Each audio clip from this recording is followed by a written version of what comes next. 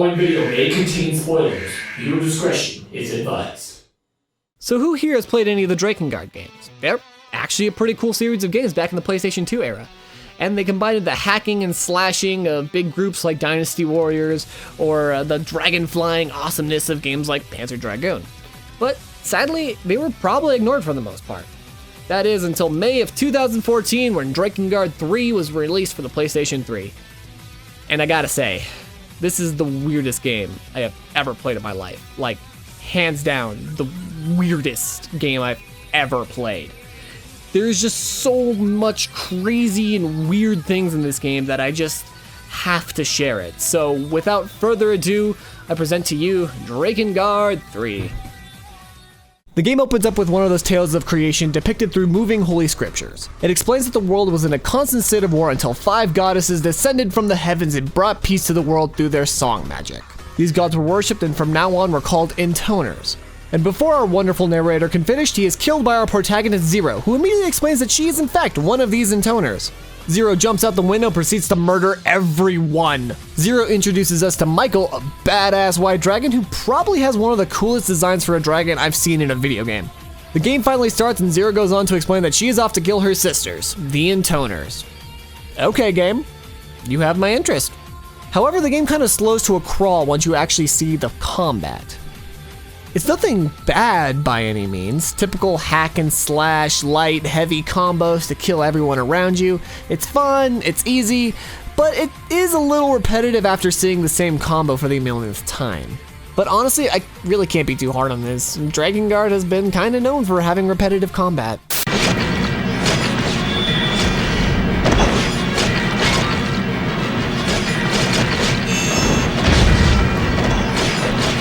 You make your way through the city, killing everything in your way until you finally meet the intoners, your sisters, named 1 through 5. Unfortunately, they don't offer anything so far as unique characters, so we have the slutty one, the innocent one, the creepy one, the crazy one, and well, just one.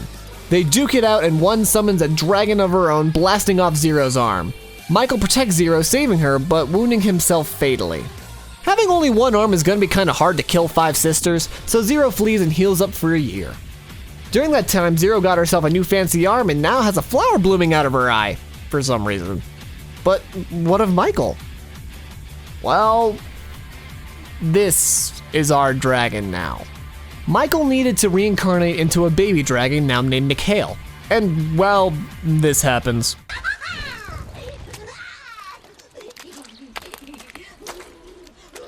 Knock it off! How many times have I told you?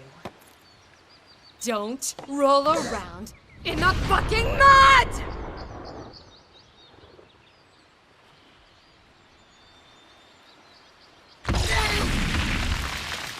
Yep. You all just watched a dragon pee. I paid money to watch a dragon pee.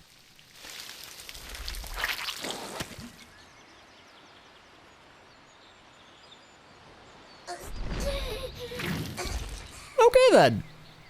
Anyway, Zero is back on her quest to kill her sister, starting with 5, who happens to be nearby. Convenient! The same pattern of fighting continues. Fight waves of dudes, fight a big thing at the end of the level, and that's usually how the rest of these missions go. Things change when you actually get to ride Mikhail, and honestly, these are some of the more fun parts of the game. You flap his wings with X to gain altitude, you breathe fire and smash into things, and honestly, it feels really good. Mikhail has a good weight and fluidity in all of his actions, and it honestly makes everything look amazing and feel really good while you're doing it. Finally, you get to 5, and her disciple summons a big monster. You kill it, and it's time to finally kill your sister. And if you don't think this game was weird already, this is probably the only game I've ever seen that has censoring. Then it cuts back to probably the scene that should have been censored, and then this little fucker just up and kills 5 and proceeds to beat the shit out of her lifeless body while censoring whatever he is saying. I have no idea what he says because the only uncensored version is in Japanese, but whatever it is, it must be something terrible, because they don't mind cursing or talking about sexual things throughout the entire game. Even the scene they censored out really isn't that bad. Sure, it's extremely violent, especially considering that 5 is Zero's sister, but it's no more violent than other video games nowadays, and I mean, just look at Mortal Kombat X. So now this little shit joins our party, and his name is Dito. He gives you a spear to use in combat, and he'll fight alongside you now. And Dito is quite the special little snowflake. As you've seen, Dito is quite the sadist, getting great pleasure out of killing and causing pain to his enemies. And that is all he ever talks about. Oh, and speaking of talking, nobody ever shuts up in this game. Every single character is always talking at every moment in this game. And we're talking like Sonic Boom levels of not shutting up. Almost every moment, someone is talking, either Zero or the disciples or even the enemy. And interestingly enough, it's not just one quick little one-liners or jokes. They're all conversations about what's happening around you, or even character development to get some insight on the characters. I can see where this could be really annoying, but I honestly really enjoyed the character development, and it's really impressive that there really is no repeating dialogue throughout all the missions. Basically, the game is the same throughout the rest of your sister slaying conquests. Fight a bunch of dudes, fight a few big things, get to your sister, fight another big thing as Mikhail, and then kill them and take their disciple. You get Decadus, a warrior who happens to be a masochist who jizzes at just the thought of any kind of pain. Octa, an extremely pervy old man who apparently has the largest dick out of all the disciples. And Sent, a smartass who is constantly making up facts too ridiculous to be even considered true. The purpose of the disciples are just to help you out in combat and to give you weapons. Dito gives you spears, Decadus gives you gauntlets, Octa gives you chakrams, and Sent gives you more swords. Seems a little silly, but we'll come back to that point later. Basically, a lot of nonsense happens in between you and killing your sisters, and that's what makes this game something special. The game is extremely perverse, with the characters constantly talking about sex and their sexual desires. But oddly enough, the game will even go so far as to break the fourth wall a couple of times. I think it's such a good idea to yell around here. What? You scared? Figures. You disciples are more chicken shit than I thought. No, that's not what I...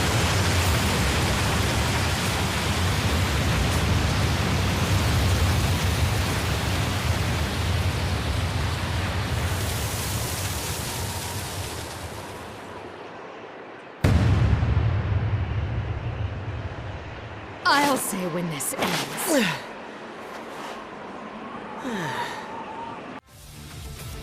And that really sums up the humor in all of this game. I mean, just take a look at this scene. My name is Octa. I am the disciple of Lady Three, Mistress of the Wood. Oh, really? That's awfully nice of you to come to me. Those goddamn fairies were starting to piss me off. All right, Grandpa, you ready to get crushed? If you only knew the surprise I've got in store for you! I surrender. A lot of it is very tongue-in-cheek, especially when Zero is tasked with platforming challenges. Something wrong, Z? I'm not a fan. Of what? Heights? No, just all this stupid precision jumping. Speaking of the game's oddities, let's talk about that flower in her eye. So apparently it's linked to Zero's regeneration abilities, and Zero just loves to lose her arms throughout this entire game. And well, this is how it works.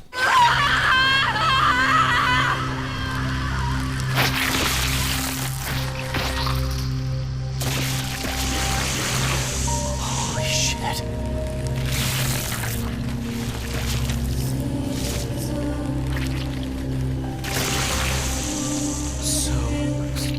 Can't say I've ever seen anything like that in a video game before. It's oddly beautiful, but damn, is it not just the weirdest way to regrow your arm? So you go through all the levels, kill your sisters, all the way up to 1, and before the final battle, Zero says that the disciples will die after 1 is killed. So to prevent that, she returns them all into their original form, which is birds. All the disciples were birds.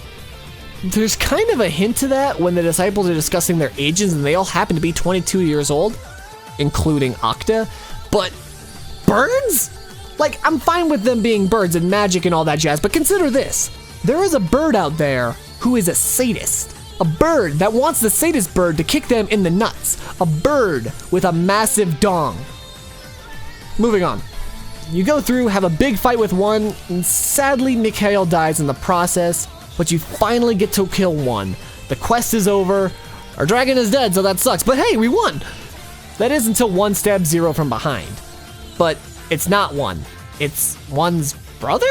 I don't get it. So yeah, that's it. Drakengard 3 is over. Or is it? After the credits roll, we get some dialogue from a mystery girl who explains that there are multiple branches in time during the events of the game where different things happen in the different branches. The branches are really nothing different in terms of gameplay. They're just different scenarios, different things that happen that do fill in bits of the plot, as well as provide some interesting character development. But it really is just a cheap tactic just to tack on a few extra hours of gameplay. Nothing really of value happens except we learn of a group of people called recorders, who record the events of time in its various branches, and our mystery girl named Accord is looking to help Zero to find a branch that will end with her actually succeeding in her goal. Branch D is the final branch in this game, and it's time to put an end to this. Wait, you need to collect every single weapon in the game to do the final branch? Yes, of course! Of course! The only way for you to finish this damn game is to go through all of the levels, collect all the weapons, do all the side missions, and get every single weapon in this game before you can finally beat it. What a pain! So you do everything, get all the weapons, and it's finally time to put an end to this damn game. Go through the whole branch, which does explain a lot about the disciples, the intoners, and the mystery behind the flower. It's all very interesting stuff, and it's probably some of the most fascinating parts of this game, but that doesn't really matter right now. Kill one, and it's time for the final boss. All right, here we go. The flower is opening up, intoners are coming out, and we get to play as Mikhail here. Here we go. Wait, what? Maybe I missed something. Let's try this again. Nope, still dying for no reason. So yeah, if you haven't figured it out yet, the final boss of this game is not really a boss fight, it's more or less a rhythm game. You have to go through all the intoners and even all of them at the same time, timing your button presses to the song and the magic ring coming out of the intoners. Which wouldn't be too bad if everything wasn't a one-hit KO.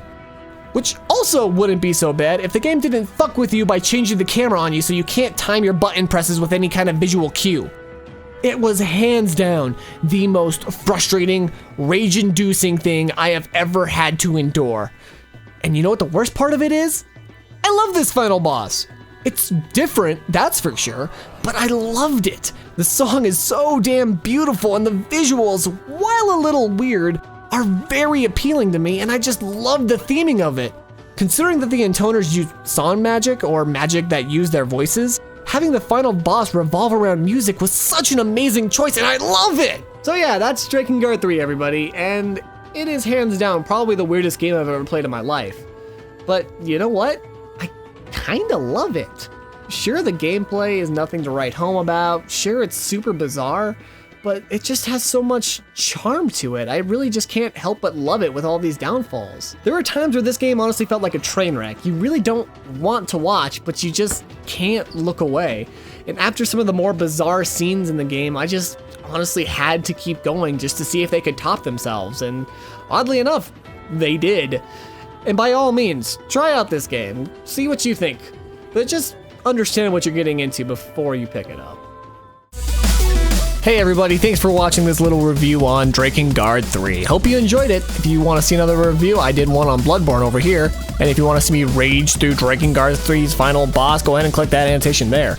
Don't forget to follow me on Facebook, Twitter, Tumblr, and don't forget to check out /Guild for more great gaming content.